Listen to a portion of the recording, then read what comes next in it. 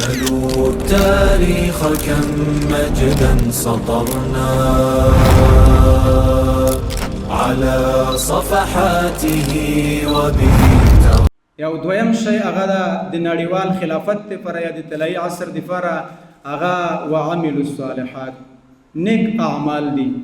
دلته مونږ بیا یو اشتباه شوي یو، مونږ وایو نیک اعمال لمونځ ده، روژه ده، حج ده، زکات ده، صدقه ده، نوافل دي. بېشکه چې دغه نیک اعمال دي، خو البته دلته به لږ توسعه پکې وکړو. تاسې الحمدلله علما کرام یې وعملوا الصالحات، عمل په معنا د مؤثر سره. نو معنا دا ده چې د مونږه په نړیوال خلافت کې چې څه مؤثر دي هغه اعمال صالحه دي. چې کوم شی په دې باب کې ډیر مؤثر ده چې مونږ ته نړیوال خلافت را په برخه کوي، بس دته ویل کېږي وعملوا الصالحات. اوس به هلته لمونځ مؤثر نه وي، هلته به زکات مؤثر نه وي، هلته به حج مؤثر نه وي، هلته به روژه مؤثر نه وي. دا په خپل ځای باندې اعمال صالحه دي، خو په نړیوال خلافت کې به تاثیر کم وي. نو موږ به وایو وعملوا الصالحات چې کوم شی ډیر مؤثر ده په لاسته راوړلو د نړیوال خلافت کې، هغو ته ویل کېږي اعمال صالحه. هغه څه شی دي؟ نو د قرآن عظیم الشان یو دوه آیتونه درته وایم چې دا معلومات وشي چې په نړیوال خلافت کې څه مؤثر دي. یو آیت ما تلاوت کړ، وَإِذْ قَالَ رَبُّكَ لِلْمَلَائِكَةِ إِنِّي جَاعِلٌ فِي الْأَرْضِ خَلِيفَةً. الله عزوجل فرشتو ته وفرمایل چې زه په ځمکه باندې خلیفه پیدا کوم، زه یو انسان ته نړیوال خلافت ورکوم، زه یو انسان ته طلایي عصر ورکوم، زه یو انسان ته عهد الزرین ورکوم، یا زه یو انسان ته ګولډن ایج ورکوم په انګریزي کې. اوس وروسته الله عزوجل یو مؤثر وښیل چې څنګه به دته د خلافت ورکول کېږي. فرشتو په اعتراض وکړ، الله عزوجل ورته وویل چې د خلافت لپاره مؤثر شی دا ده وعلم آدم الاسماء كلها. الله عزوجل د دې طلایي عصر د بقا لپاره او د دې طلایي عصر د لاسته راوړلو لپاره حضرت آدم علیه السلام ته علم الاسماء ورکړ. علم الاسماء دلته موږ اشتباه کوو کله کله چې اسماء جمع د اسم د نوم ته ویل کېږي. نو د خو د وړوړکي سبق دی چې وړوړکي ته وایي الف منا آس او با منا بابا او ت منا توره. حضرت آدم علیه السلام څه چڼی نه ده چې الله عزوجل ورته دومره کمزوری علم ورکوي. وعلم آدم الاسماء. نو تفسیر کشاف وایي وعلم آدم الاسماء ای مسمیات الاسماء.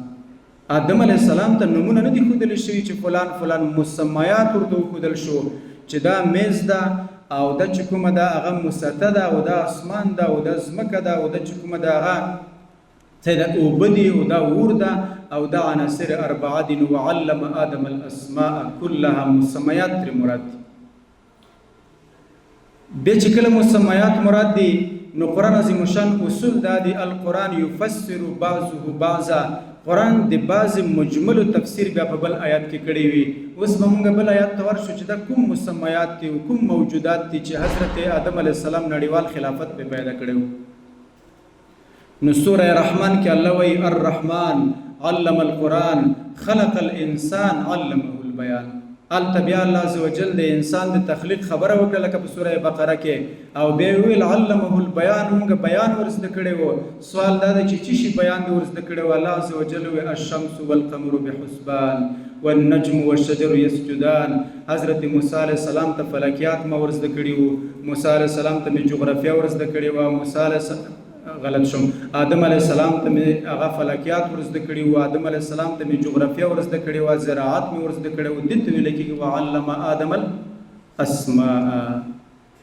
نو معلومه شوله چې په نړیوال خلافت کې مؤثر شی په اعمال صالحو کې هغه چې کومه ده دا پرمختللې ټکنالوژي ده چې د دې په توسط باندې موږ نړیوال خلافت ترلاسه کوو.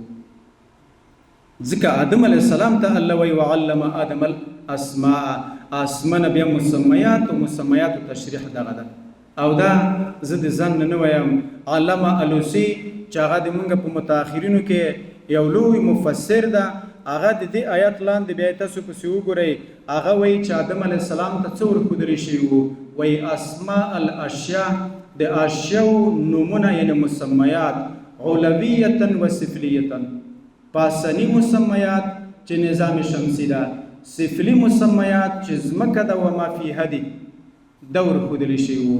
بیا وایي جوهریة و عارضیة، جواهر مرخودلی شوي وو، اعراض مرخودلی شوي وو. نو د روح المانی په دې تفسیر باندې د مسمیاتو ډیره وسیعه ترجمه ده، حتی کې علم الفلکیات، علم الجغرافیا، ساینس او ټکنالوژي د ټول پرمختګونه په د یو ټکي کې الله را بند کړي دي. وعلم آدم الاسماء. او تفسیر منار والا بیا یو عجیبه نکته ویلې ده. د ویلې دي چې مونږ عام د خلیفه دغه ترجمه کوو چې دا د الله عزوجل نائب د پزمکه کې، او تایید کې ورته حدیث پیش کوو السلطان المسلم ذل الله تعالی فی الارض من اهان سلطان الله اهانه الله.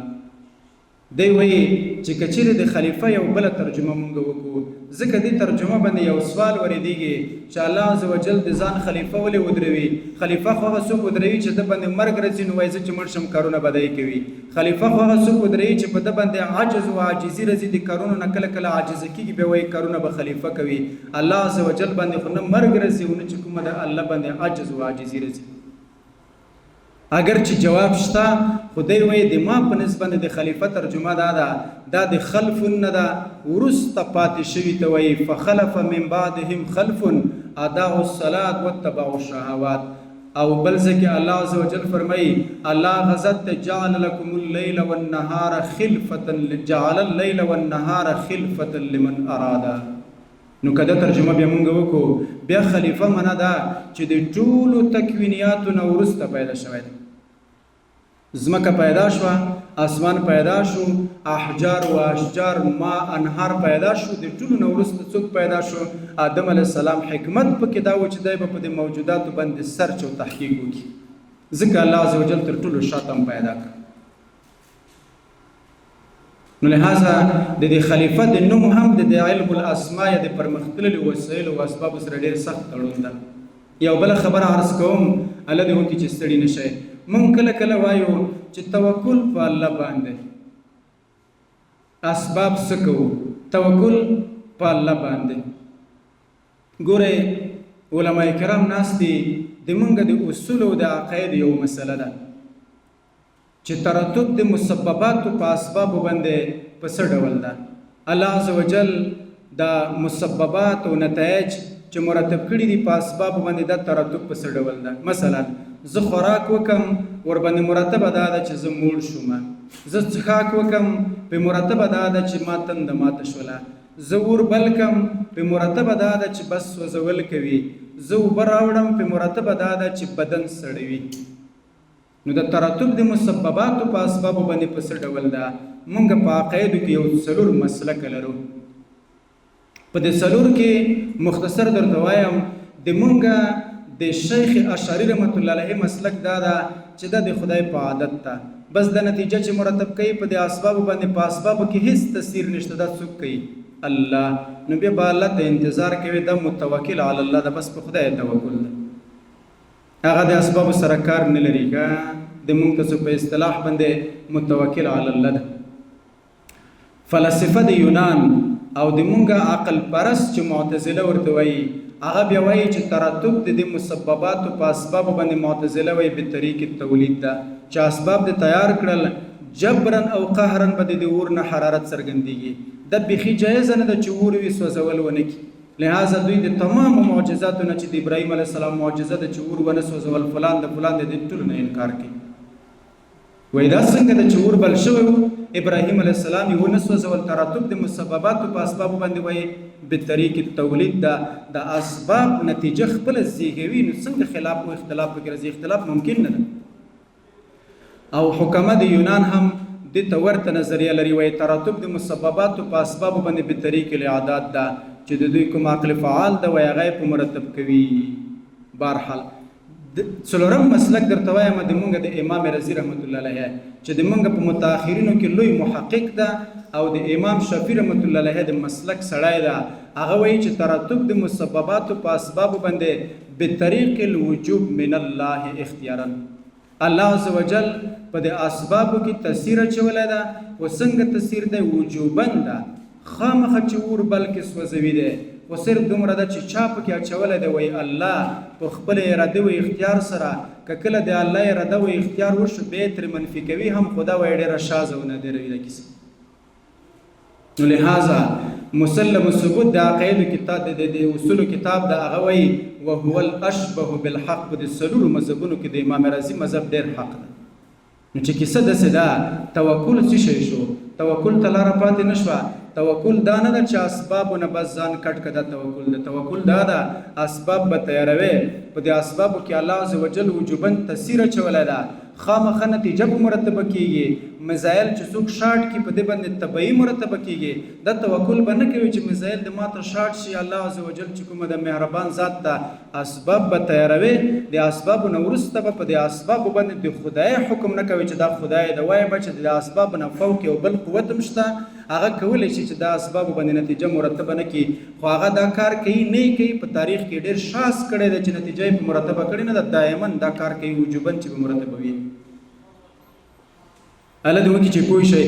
نو خبره دا ده چې دا د توکل بنا داسې فضول خبره ده چې موږ اسباب نه تیاروو، موږ توکل کوو. پیغمبر علیه الصلاة والسلام ته یو کوچی راغی، نبي علیه السلام ته وویل چې د خدای پیغمبره اوښه راسره ده، هغه وتړمه بیا ستړي مشي ته درشم او که دغسې در منډه کړم، په خدای توکل وکړم چې اوښه څنګه شو هغه دې شي. پیغمبر علیه السلام ورته وویل اعقلها وتوکل علی الله، وایي تړه اسباب اختیار کړه، بیا نتیجه خدای ته وسپاره چې هر څه به کېږي.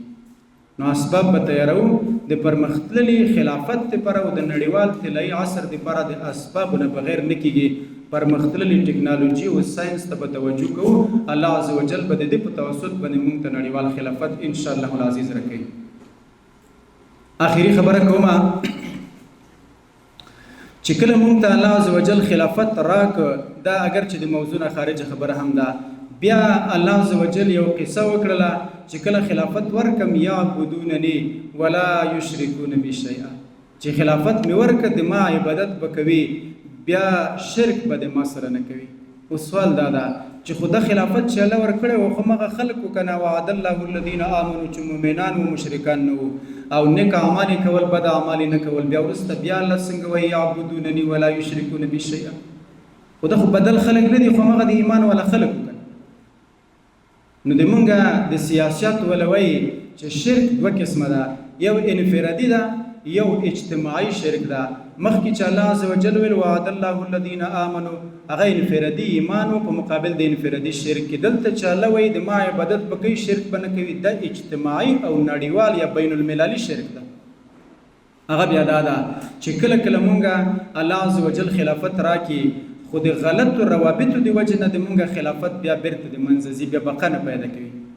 مونږ په ځان پوه یو نه وو، کله کله د مونږه خلافت په بل چا کې ورمدغم شوی وي. مونږ د روابطو شوقي وو چې مونږ د نړیوالو سره روابط پیدا شي وي، کله کله غیر اختیاري د مونږه هغه خلافت بل چا ځان تخپل کړی وي. نو الله وایي یعبدوننی، عبادت د ما به کوي، ولا یشرکون بی شیئا، چې نړیوال شرک د ما سره ونه کړي. داسې نه وي چې په داسې اتحادیو باندې ځان ورګډ کړي چې هغه اتحادیه د تا د قدرت وږي وي او د تا په قدرت باندې قبضه وکړي. نو لہذا متوازن سیاست بساته، دښمن ته به د دښمن په سترګه ګورې، دوست ته به د دوست په سترګه ګورې. د خلکو د اتحاد محض چې خالص اتحاد راشي، ولو که د ما تشخص پکې ځي، ولو که د ما لاسته راوړنې پکې ځي، ولو که د ما قربانۍ پکې ځي، د محض اتفاق او د محض وحدت وږی به نه وی. الله عز وجل دې په دې ګوټو ماتو خبرو موږ او تاسې ټولو ته د عمل کولو توفیق را نصیب کړي.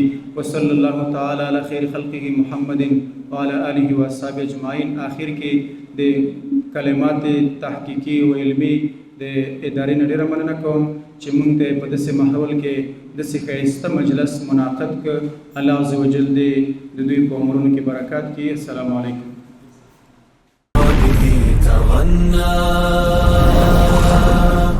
تهاب الأسد وطأتنا لأننا